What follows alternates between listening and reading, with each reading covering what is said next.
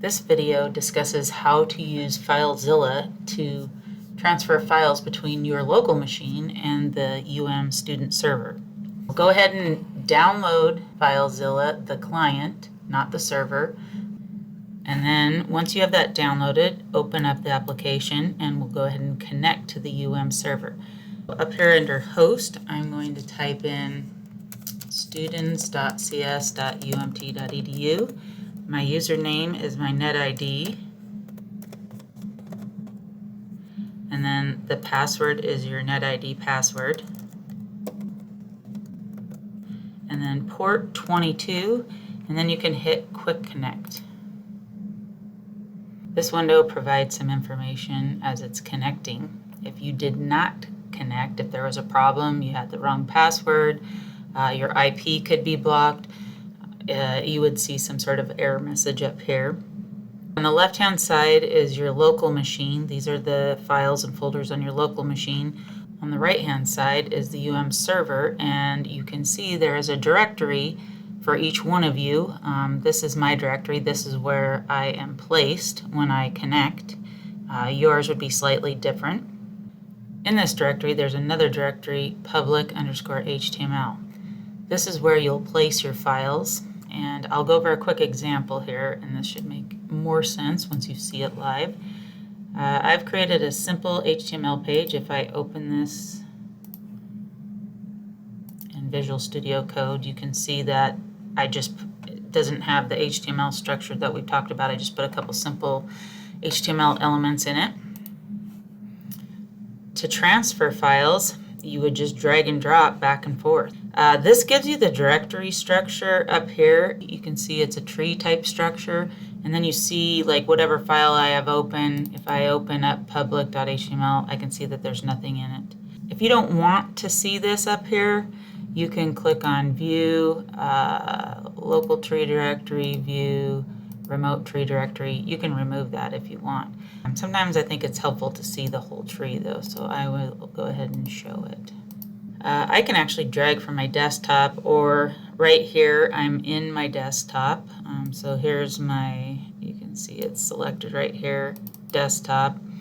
It has all these folders, you can see them right here. In desktop has all of these files and folders.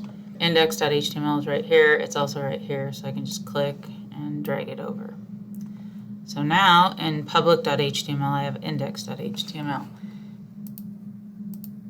If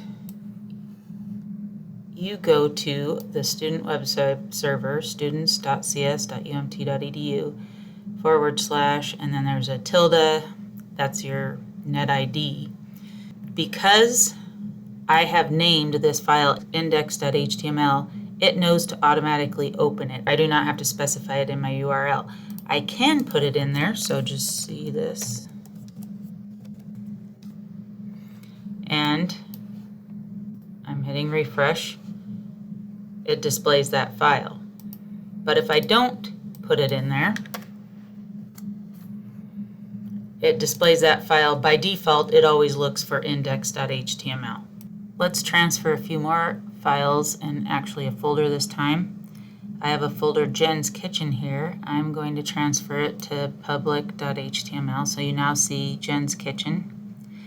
If I double click on Jen's Kitchen, you can see in there I've got some images, recipes, an about, and an index.html.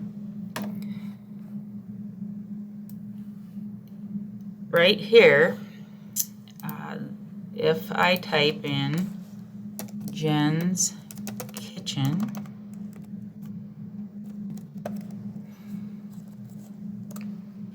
you can see it looked for index.html. I didn't have to type that in, and there it is. You could give this to anybody. This is the URL you'd provide right here.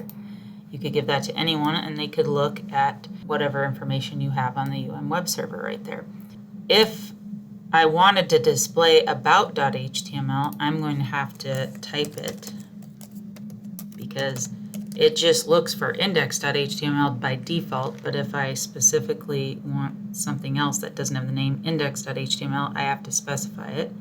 So I can type about.html, and there that is. All right, so I suggest everyone just create some simple index.html file, put it in their public_HTML folder, look at it in a web browser, and make sure that everything's working.